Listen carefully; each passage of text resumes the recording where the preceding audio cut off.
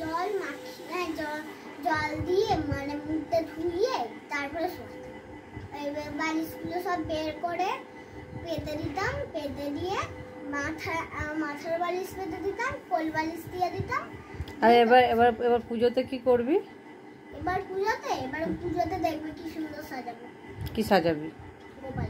গোপালকে কি সাজাবি? একটা লাল জামা পরাবো। লাল জামা পরাবি? তারপরে আমাদের গোপালকে আর এদের গোপালকে তুমি বলো যে দুর্গা পুজোর দিন আমাকে সাজাতে, তোমাদের গোপালকে তাহলে আমি সাজিয়ে দেবো। আমাদের তো অনেক গোপাল, কি করে সাজাবি?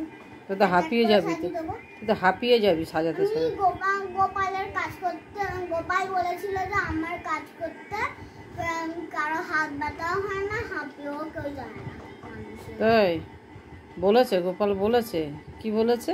বলেছে যে ভগবানের কাজ করতে গেলে কারো হাতও ব্যথা